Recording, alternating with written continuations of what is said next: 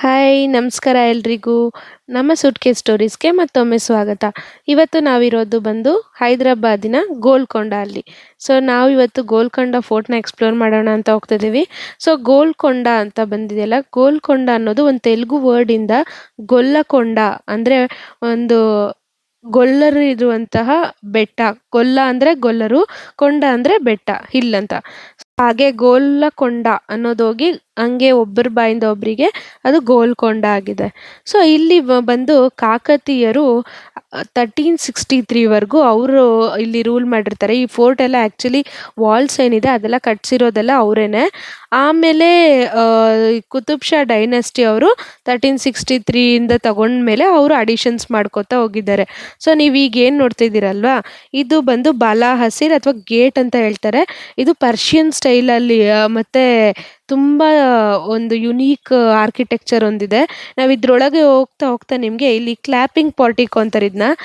So ಇದು early warning system ಅಂತ use ಮಾಡ್ತಿದ್ರು ಅವರು. ಸೊ ಯಾರಾದರೂ ಶತ್ರುಗಳಾಗಿರ್ಬೋದು, ಯಾರಾದರೂ ಬಂದರೆ ಇಲ್ಲಿ ಕ್ಲಾಪ್ ಹೊಡೆದ್ರೆ ಫುಲ್ ಹೈಟ್ ಪೆವಿಲಿಯನ್ ಏನಿದೆ ಈ ಫೋರ್ಟ್ದು ಅಲ್ಲಿ ಕೇಳಿಸ್ತಿತ್ತು ಅಂತ. ಸೊ ಇದರ ಲೆಫ್ಟ್ ಹ್ಯಾಂಡ್ ಸೈಡ್ ನೀವು ನೋಡಿದ್ರೆ ಇಲ್ಲಿ ಬಂದು ನಿಮಗೆ ಮಾರ್ಚರಿ ಬಾತ್ ಅಂತ. ಸೊ ಇವ್ರು ಟರ್ಕಿಷ್ ಬಾತ್ ಸಿಸ್ಟಮ್ ಅಂದರೆ ಯಾರಾದರೂ ತೀರೋದ್ರೆ ಅವ್ರಿಗೆ ಇಲ್ಲಿ ಸ್ನಾನ ಮಾಡಿಸಿ ಫುಲ್ಲು ಅವರು ಕ್ಲೀನಾಗಿ ಮಾಡಿ ಆಮೇಲೆ ಅವರು ಕ್ರಿಮೇಷನ್ ಮಾಡೋವಂಥದ್ದು ಇವ್ರದ್ದು ಪದ್ಧತಿ. ಸೊ ಅಲ್ಲಿಂದ ನಾವು ಬಂದರೆ ನಾವು ಸಿಲಾಯ್ ಖಾನ ಅಥವಾ ಅಸ್ಲಾ ಖಾನ ಅಂತ ನೋಡ್ಬೋದು. ಇದು ಬಂದು ಇವ್ರದ್ದು ಯುದ್ಧಕ್ಕೆ ಯೂಸ್ ಮಾಡುವಂತಹ ಯುದ್ಧದ ಸಾಮಗ್ರಿಗಳಾಗಿರ್ಬೋದು ಅಥವಾ ಈ ಯುದ್ಧಕ್ಕೆ ಬೇಕಾಗಿರುವಂತಹ ವೆಪನ್ಸ್ ಆಗಿರ್ಬೋದು, ಇವೆಲ್ಲ ಸ್ಟೋರ್ ಮಾಡೋಕ್ಕೆ ಇರುವಂಥ ಜಾಗ. ಸೊ ಇದು ಇಲ್ಲಿರುವಂಥ ರೀಸನ್ ಏನು ಅಂದರೆ ಇದು ಸೆಕೆಂಡ್ ಲೈನ್ ಆಫ್ ಡಿಫೆನ್ಸು.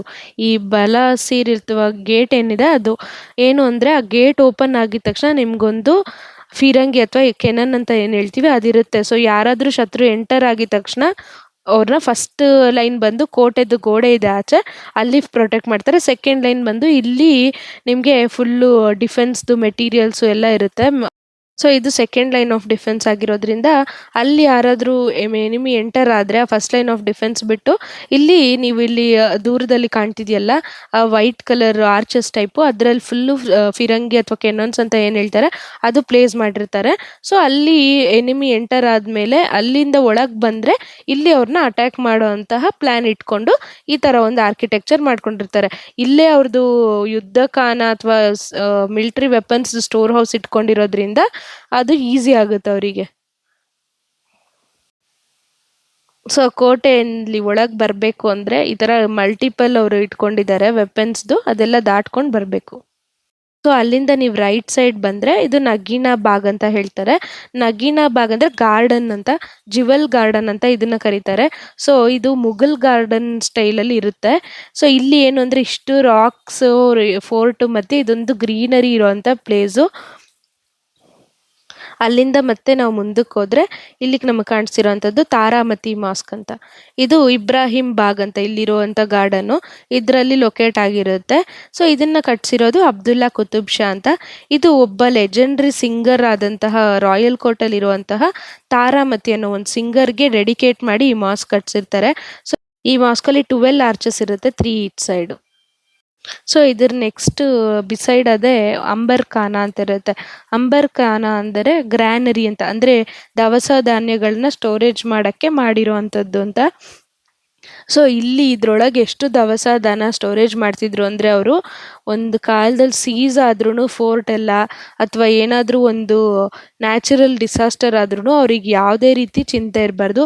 ಇಲ್ಲಿರೋ ರಾಯಲ್ ಫ್ಯಾಮಿಲಿಗಾಗಿರ್ಬೋದು, ಸೋಲ್ಜರ್ಸ್ಗಾಗಿರ್ಬೋದು, ಎಷ್ಟು ಜನ ಈ ಕೋಟೆಲಿ ಇರ್ತಾರೆ ಅಷ್ಟು ಜನ ಎಷ್ಟೇ ದಿನ ಬೇಕಾದರೂ ಊಟ ಮಾಡ್ಬೋದು ಅನ್ನೋ ರೀತಿಯ ಅಂತ ಗ್ರ್ಯಾನರಿ ಮಾಡಿರ್ತಾರೆ. ಇದನ್ನು ಕಟ್ಸಿರುವಂಥದ್ದು ಕುತುಬ್ ಶಾ 1642 ಅಲ್ಲಿ ಕಟ್ಸಿರ್ತಾರೆ.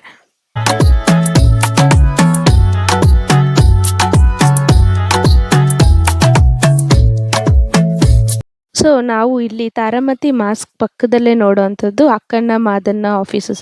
ಈ ಅಕ್ಕನ ಮಾದನ ಆಫೀಸ್ ಯಾರ್ದು ಅಂದರೆ ಇಲ್ಲಿ ಈ ಕುತುಬ್ ಶಾಹಿ ಡೈನೆಸ್ಟಿಯಲ್ಲಿ ಇಬ್ಬರು ಬ್ರಾಹ್ಮಿಣ್ ಮಿನಿಸ್ಟರ್ಸ್ ಇರ್ತಾರೆ. ಅವರು ಈ ಸಾನಾ ಸಾಹೇಬ್ ಅಂತ ಅಥವಾ ಹಸನ್ ಕುತುಬ್ ಶಾ ಅಂತ ಏನು ಕರೀತಾರೆ ಅವ್ರ ಹತ್ರ ಸರ್ವ್ ಮಾಡಿರೋವಂಥ ಮಿನಿಸ್ಟರ್ಸು. ಅಕ್ಕನ್ನ ಅನ್ನೋರು ಕಮಾಂಡರ್ ಇನ್ ಚೀಫ್ ಆಗಿರ್ತಾರೆ, ಹಾಗೆ ಮಾದನ್ನ ಅನ್ನೋರು ಪ್ರೈಮ್ ಮಿನಿಸ್ಟರ್ ಆಗಿ ವರ್ಕ್ ಮಾಡ್ತಿರ್ತಾರೆ. ಇವರು ಮುಘಲ್ ಎಂಪೈರ್ ಅವ್ರಿಗೆ ಡೈನಸ್ಟಿಗೆ ಮತ್ತು ಇನ್ನು ಹಲವಾರು ಯಾರು ಶಾಹಿ ಡೈನಸ್ಟಿಗೆ, ಕುತುಬ್ ಶಾ ಡೈನಸ್ಟಿಗೆ ಎನಿಮೀಸ್ ಆಗಿರ್ತಾರೆ ಅವರಿಗೆಲ್ಲ ಪ್ರೈಮ್ ಟಾರ್ಗೆಟ್ ಆಗಿರ್ತಾರೆ. ಕುತುಬ್ ಶಾಹಿ ಡೈನಸ್ಟಿಯ ತುಂಬ ಒಳ್ಳೆ ಸಲಹೆಗಾರರು ಅಂತ ಹೇಳ್ಬೋದು.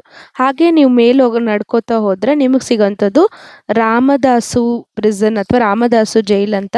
ಇದು ಬಂದು ಒಂದು 17th ಸೆಂಚುರಿಯಲ್ಲಿ ಒಬ್ಬ ಡಿವೋಟಿ ಹಾಗೂ ಟ್ಯಾಕ್ಸ್ ಕಲೆಕ್ಟರ್ ಆಗಿ ವರ್ಕ್ ಮಾಡ್ತಿದ್ದಂಥ ಕಂಚರ್ಲ ಗೋಪನ್ನ ಅವ್ರನ್ನ ಆಮೇಲೆ ರಾಮದಾಸು ಅಂತಲೇ ಕರೆಯೋದು ರೂಢಿಯಾಗುತ್ತೆ. ಅವ್ರನ್ನ ಪ್ರಿಸನ್ ಮಾಡಿರೋಂತಹ ಜಾಗ ಇದು. ನಿಮಗೆ ಫುಲ್ ಮೇಲೆ ಹೋಗಬೇಕು. ದರ್ಬಾರ್ ಹಾಲ್ ಹಾಗೂ ಟೆಂಪಲ್ ಪಕ್ಕದಲ್ಲಿ ಕಾಣುವಂಥದ್ದು ಇದು. ಸೊ ಈ ಕಂಚರ್ಲ ಗೋಪನ್ನ ಅಥವಾ ರಾಮದಾಸುನ ಕುತುಬ್ ಶಾಹಿ ರೂಲರ್ ಅಂತಹ ತಾನಾ ಸಾಹೇಬು ಇವ್ರನ್ನ ಪ್ರಿಸನ್ ಮಾಡಿರ್ತಾರೆ. ಯಾಕೆ ಅಂದರೆ ಇವರು ಸ್ಟೇಟ್ ಫಂಡ್ಸ್ನ ಭದ್ರಾಚಲಂ ರಾಮ ಟೆಂಪಲ್ಗೆ ಯೂಸ್ ಮಾಡಿರ್ತಾರೆ ವಿತೌಟ್ ಅವ್ರ ಪರ್ಮಿಷನ್ ಅಂತ. 12 ಇಯರ್ಸ್ಗೆ ಇಲ್ಲಿ ಪ್ರಿಸನ್ ಮಾಡಿರ್ತಾರೆ. ಸೊ ಪ್ರಿಸನ್ ಒಳಗೆ ಅವ್ರು ಕತ್ತಿರುವಂಥ ರಾಮನ ವಿಗ್ರಹ ಹಾಗೂ ಲಕ್ಷ್ಮಣ ವಿಗ್ರಹ, ಹನುಮಂತ ವಿಗ್ರಹ ಹಾಗೂ ಹಲವಾರು ಕವಿತೆಗಳ ಥರ ಅವರು ರಾಮದಾಸ್ ಅಂತ ಬಂದಿದ್ದೆ ಅವರು ಕೀರ್ತನೆಗಳು ರಚಿಸುವ ಮೂಲಕ. ಸೊ ಆ ಥರ ಕೀರ್ತನೆ ರಚಿಸಿರೋದು ಎಲ್ಲವೂ ಇಲ್ಲಿದೆ. ಹಾಗೆ ಇವರು ಬಂದು ಈ ಶ್ರೀರಾಮದಾಸು ಅಂತ ಒಂದು ಮೂವಿ ಇದೆ ತೆಲುಗುವಲ್ಲಿ. ಸೊ ಆ ಮೂವಿ ಬಂದು ಇವ್ರ ಎಂಟೈರ್ ಸ್ಟೋರಿನೇ ಹೇಳುತ್ತೆ. ಅಷ್ಟು ದೊಡ್ಡ ಭಕ್ತರು ಅಂತ ಹೇಳ್ಬೋದು, ರಾಮರ ಭಕ್ತರು ಅಂತ. ಸೊ ನೀವು ಆ ಮೂವಿನ ನೋಡಿದ್ರೆ ನಿಮಗೆ ಗೊತ್ತಾಗುತ್ತೆ ರಾಮದಾಸು ಯಾರು ಅಂತ ಹೇಳಿ.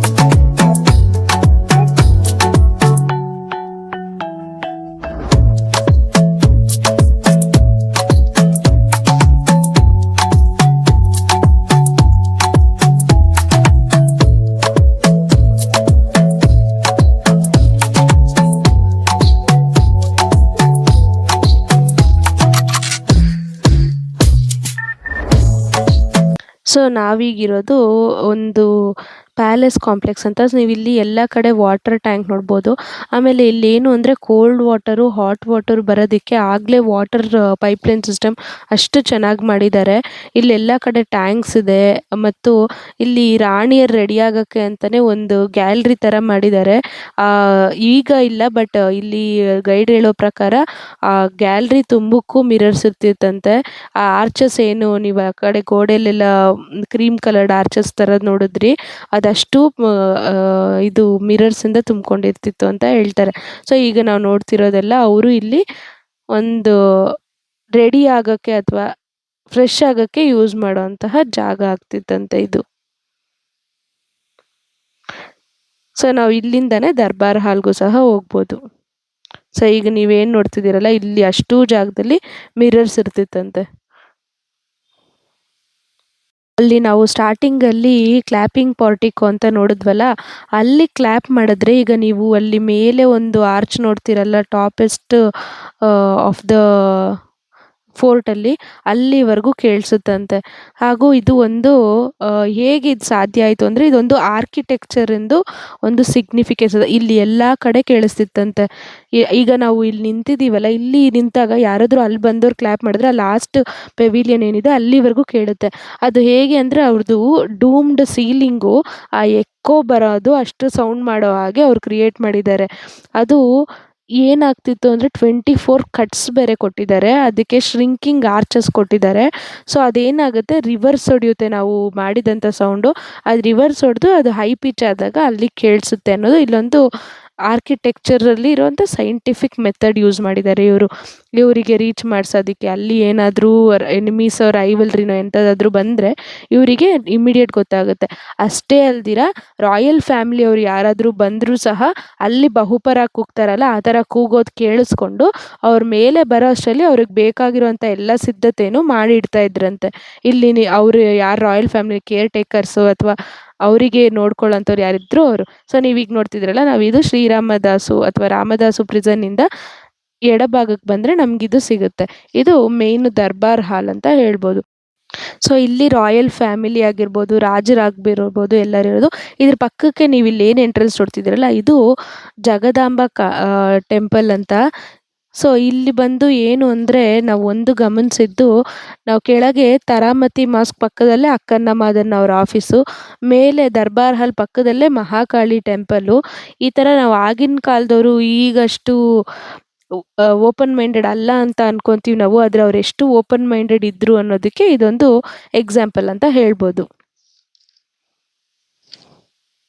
ಸೊ ಇಸ್ಲಾಮಿಕ್ ಹಾಗೂ ಹಿಂದೂ ಇನ್ಫ್ಲುಯೆನ್ಸ್ ಎರಡೂ ಬ್ಲೆಂಡ್ ಆಗಿತ್ತು ಆ ಕಾಲದಲ್ಲಿ ಅಂತ ಹೇಳೋದಕ್ಕೆ ಇದೊಂದು ಒಳ್ಳೆ ಎಕ್ಸಾಂಪಲು. ಸೊ ನೀವೀಗ ನೋಡ್ತಿದ್ದೀರಲ್ಲ, ಇದು ದರ್ಬಾರ್ ಹಾಲಿಂದ ಕಾಣಿಸೋವಂಥ ವ್ಯೂ. ಇಡೀ ಕೋಟೆ ವ್ಯೂ, ಯಾವ ಕಾರ್ನರಲ್ಲಿ ಏನಾಗ್ತಿದೆ ಅಂತಲೂ ಇಲ್ಲಿಂದ ಮಾನಿಟರ್ ಮಾಡ್ತಿದ್ರಂತೆ. ಅಷ್ಟು ಚೆನ್ನಾಗಿ ಪ್ಲ್ಯಾನ್ ಮಾಡಿ ಕಟ್ಸಿದ್ದಾರೆ. ಹಾಗೂ ಇದು ಬಂದು ಗ್ರಾನೈಟಿಂದ ಕಟ್ಸಿರೋದ್ರಿಂದ ತುಂಬ ತಂಪಾಗಿರ್ತಿತ್ತಂತೆ ಎಷ್ಟೇ ಬಿಸಿಲಿದ್ರೂ. ಸೊ ಎಷ್ಟೇ ಹೆವಿ ಆರ್ಟಿಲರಿ ಅಥವಾ ಯುದ್ಧದ್ದು ಸಾಮಗ್ರಿ ಅಥವಾ ವೆಪನ್ಸ್ ಅಂತ ಏನು ಹೇಳ್ತೀವಿ, ಅದು ಏನೇ ತಾಕಿದ್ರೂ ಇದು ಡ್ಯಾಮೇಜ್ ಆಗದಿದ್ದಂಗೆ ಕಾಪಾಡ್ತಿತ್ತಂತೆ. ಸೊ ಆಗಲೇ ನಾವು ಕ್ಲ್ಯಾಪಿಂಗ್ ಪೊರ್ಟಿಕೋ ನೋಡಿದ್ವಲ್ಲ, ಅಲ್ಲಿಂದು ಸೌಂಡು ಇಲ್ಲಿವರೆಗೂ ಕೇಳುತ್ತೆ. ಇದು ಹೈಯೆಸ್ಟ್ ಪೆವಿಲಿಯನ್ನು ಈ ಗೋಲ್ಕೊಂಡ ಫೋರ್ಟ್ದು, ಬಟ್ ಸ್ಟಿಲ್ ಇಲ್ಲಿವರೆಗೂ ಕೇಳೋ ಥರ ಅವರು ಆರ್ಕಿಟೆಕ್ಚರ್ ಮಾಡ್ಕೊಂಡಿದ್ದಾರೆ. ಸೊ ಇದು ಗೋಲ್ಕೊಂಡ ಫೋರ್ಟ್ ಒಂದು ಕಂಪ್ಲೀಟ್ ಡೈರೆಕ್ಷನ್ಸು, ರೋಡ್ ಮ್ಯಾಪು ಏನಿದೆ ಎಲ್ಲ ತೋರಿಸಿದ್ದೀವಿ. ಹಾಗೂ ಇದರ ಹಿಸ್ಟ್ರಿ ಕೂಡ ತಿಳಿಸ್ಕೊಟ್ಟಿದ್ದೀವಿ. ಇದು 1687ವರೆಗೂ ಕುತುಬ್ ಶಾ ಡೈನಸ್ಟಿ ಅವರು ಆಳಿರ್ತಾರೆ. ಆಮೇಲೆ ಮುಘಲ್ ಎಂಪೈರ್ ಅವ್ರು ಬಂದು ಅಕ್ವೈರ್ ಮಾಡ್ಕೋತಾರೆ. ಔರಂಗಜೀಬ್ ಬಂದು ಅಕ್ವೈರ್ ಮಾಡಿಕೊಂಡು ಲೇಟರ್ ನಿಜಾಮ್ಸ್ ಆಫ್ ಹೈದ್ರಾಬಾದ್ ಅಂತ ಸ್ಟಾರ್ಟ್ ಮಾಡ್ತಾರೆ ಅವರು. ಸೊ ಅದು ಬಂದು ಇದು 3 ಟೈರ್ಡ್ ಫೋರ್ಟ್ ಆಗಿರುತ್ತೆ.